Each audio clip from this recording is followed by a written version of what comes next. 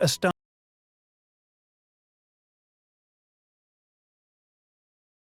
shocked, and mystified Egyptologists since its mysterious existence was discovered.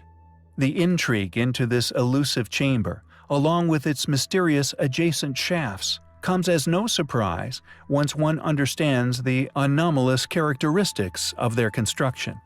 As we have already covered before, massive cover-ups have been suspected as taking place surrounding this mysterious chamber since its discovery.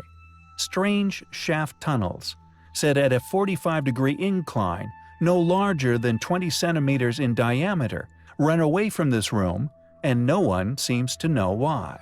Not only would these ancient shafts require being hermetically sealed during the pyramid's construction to stop them from becoming blocked, but the excruciating effort that would have gone into making them becomes all the more of a confusing undertaking once you realize they were not even connected to the chamber, but hidden 40 centimeters away from entering the tomb within the walls, completely invisible from the inside of the burial room located deep within the structure.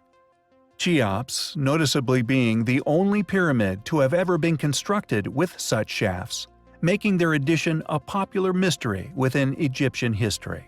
One leads out from the subterranean chamber, two lead out from a termination point some 40 centimeters from the wall of the so-called Queen's Chamber, or now popularly suspected to be that of an alien tomb among ancient alien specialists, and two from the King's Chamber above. Here is where our story becomes interesting. Rudolf Gantenbrink, famous for actually discovering the blocking door within one of the Queen's Chamber shafts, which could lead to an as-yet undisclosed tomb, has also made other curious discoveries within the Great Pyramid. Discoveries which could only be explained by modern covert explorations of tunnels that were supposedly to that point unexplored. Gantenbrink's cache being but one example of these mysterious finds, deep within the tunnel systems in the royal chamber, at a 90-degree turn going vertically upwards, a pile of papers, possibly wrapped artifacts, weighed down with a small piece of timber or stone, possibly another artifact, was discovered by Gantenbrink's robot.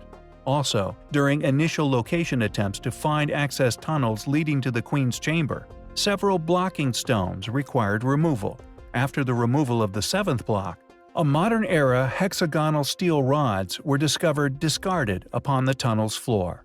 Each section of the hexagonal steel rods measures 2.7 meters in length, and was fitted with a round socket which allowed them to be joined to the next section. In one of the lower shafts in 1872, Wayneman Dixon found 3 more objects which could be considered proof of prior covert exploration of the mysterious northern shafts.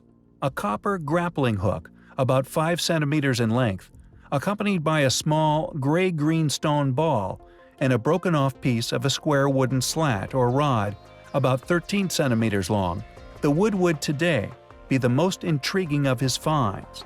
These artifacts, suspected to be remnants of the grave robber's tools, could have been carbon-dated, yet this fragment is the only one of the 3 to now be missing out of the London Museum's collection. Unfortunately, in his writings, Dixon doesn't say in which of the 2 lower shafts he actually found the objects, but he mentions them in connection with the northern one.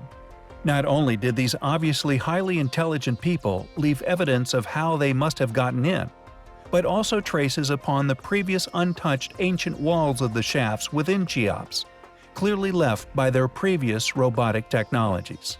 Other square metal rods have been recovered, along with other artifacts discarded within some tunnel systems deep within the ancient structures, meaning these guys got to the treasures way before we did.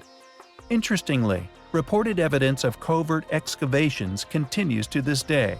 Heavy-duty electrical supplies discreetly running into and trailing deep into the pyramids have been noticed and photographed by some of the more astute tourists. Witnesses to the sounds of heavy machinery being used beneath the site is also frequently reported, yet rarely followed up. It seems it's not a question of whether brilliant minds have achieved the seemingly impossible in penetrating these secret layers, but more a question of how and what astonishing finds have possibly been kept concealed.